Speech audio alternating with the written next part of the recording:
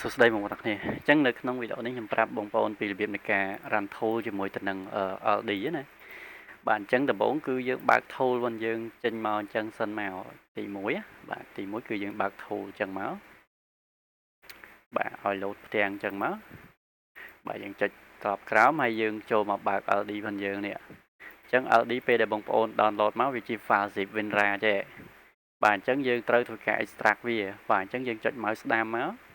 យើងយកពាក្យថា WinRAR យើងយកពាក្យថា extract to បាទចុចលើអាហ្នឹងមកយើងពលាបានទៅជា folder បែបនេះបាទវា load folder ថ្មីមកអញ្ចឹងមកវា load អានេះចេញមកអញ្ចឹងណាបាទអញ្ចឹងយើងចូលមកបើកវាអញ្ចឹងមកបាទបើកវាអញ្ចឹងហើយ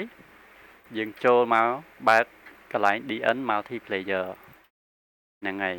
ហើយយើងធ្វើការចុច start ឡើងនេះមកបាទហ្នឹងអានេះខ្ញុំប្រាប់លម្អិតណា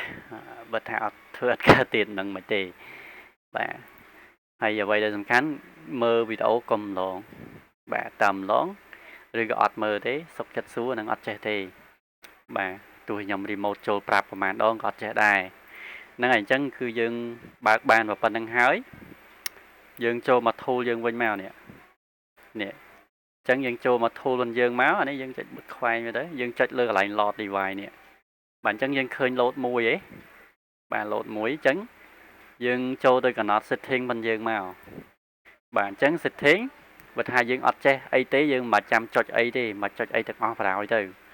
បាទដូរទៅកន្លែងនេះទៅបានហើយនេះដូរកន្លែងនេះមកយក Wi-Fi ទៅបានហើយព្រោះយើង rec មួយ LD បាទដូរតែប៉ុណ្្នឹងមកហើយនឹង copy API បាទ copy API ចេញពីនេះណា website បាទអញ្ចឹងយើង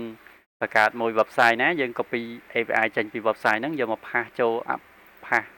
ចូលហ្នឹងមកហើយយើងចុច save មកបាទអញ្ចឹងណាអូខេអញ្ចឹងតែធ្វើតែប៉ុណ្្នឹងទៅបណ្ដោយបាទហើយយើងចុច start មកចុច start មកគឺវាចាប់ដើមរ៉ាននេះឃើញទេ